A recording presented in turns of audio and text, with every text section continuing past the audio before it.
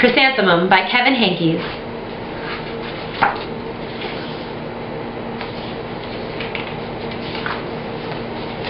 The day she was born was the happiest day in her parents' lives.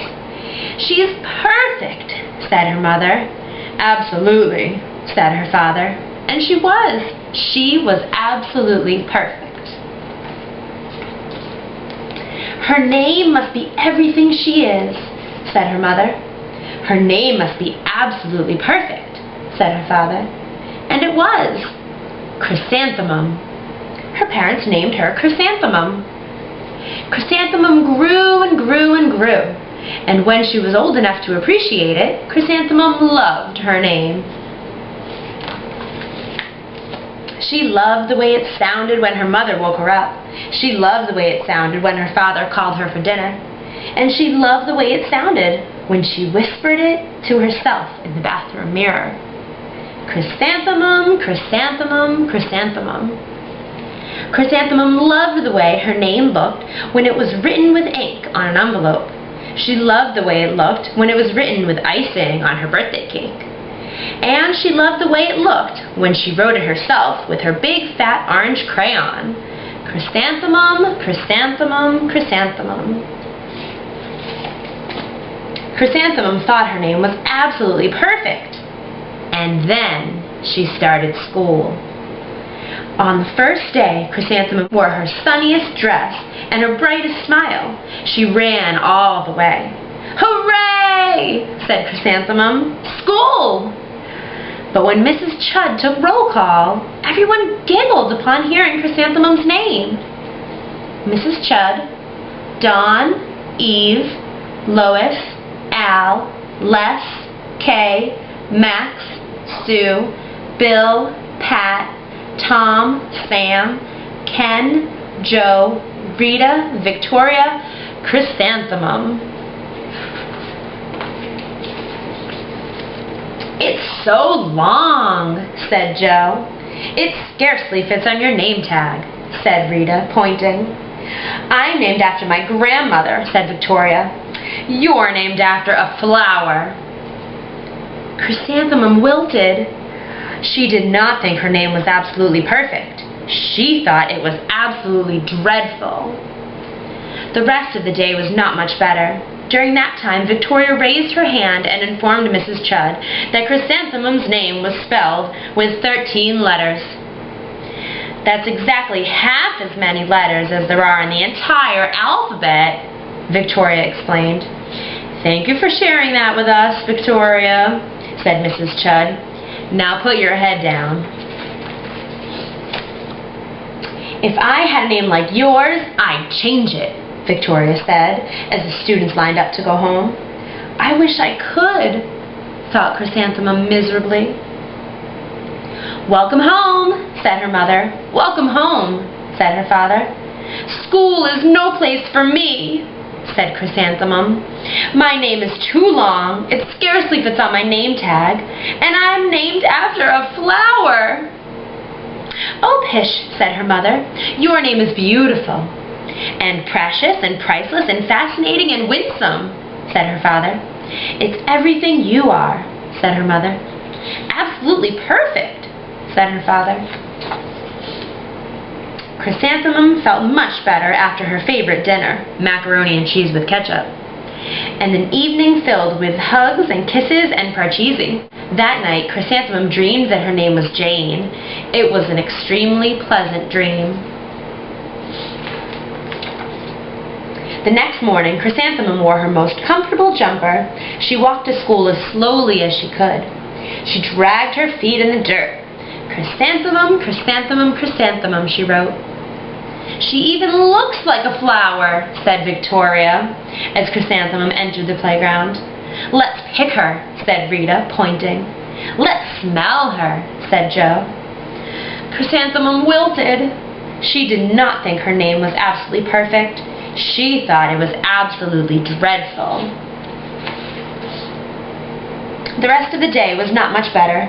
During that time, Victoria raised her hand and said, "A chrysanthemum is a flower. It lives in a garden with worms and other dirty things." "Thank you for sharing that with us, Victoria," said Mrs. Chudd. "Now put your head down." "I just cannot believe your name," Victoria said as the students lined up to go home.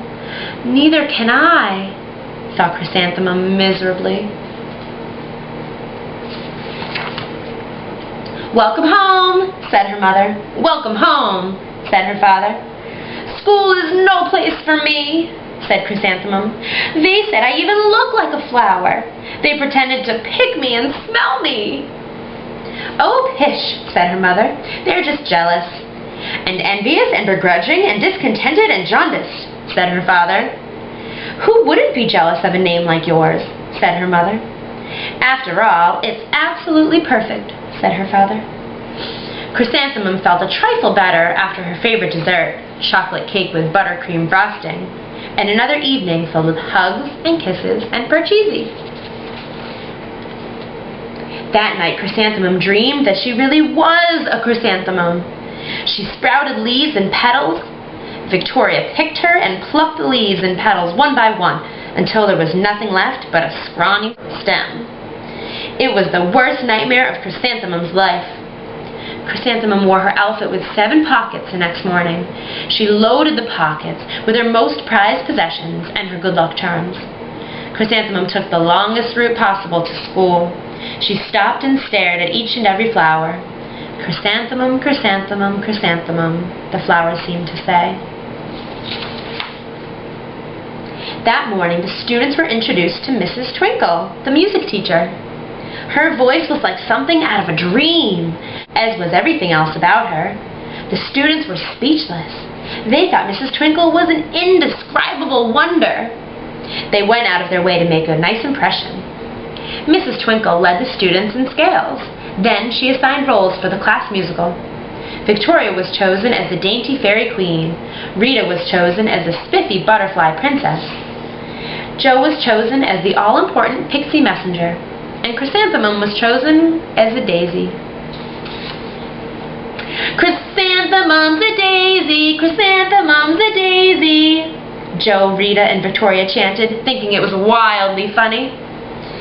Chrysanthemum wilted. She did not think her name was absolutely perfect. She thought it was absolutely dreadful. "What's so humorous?" asked Mrs. Twinkle. "Chrysanthemum," was the answer. "Her name is so long," said Jo. "It scarcely fits on her name tag," said Rita, pointing. "I'm named after my grandmother," said Victoria. "She's named after a flower." "My name is long," said Mrs. Twinkle. "It is?" said Jo. "My name would scarcely fit on a name tag," said Mrs. Twinkle. "It would?" said Rita, pointing. "And," said Mrs. Twinkle, "I'm named after a flower, too." "You are?" said Victoria. "Yes," said Mrs. Twinkle. "My name is Delphinium. Delphinium Twinkle.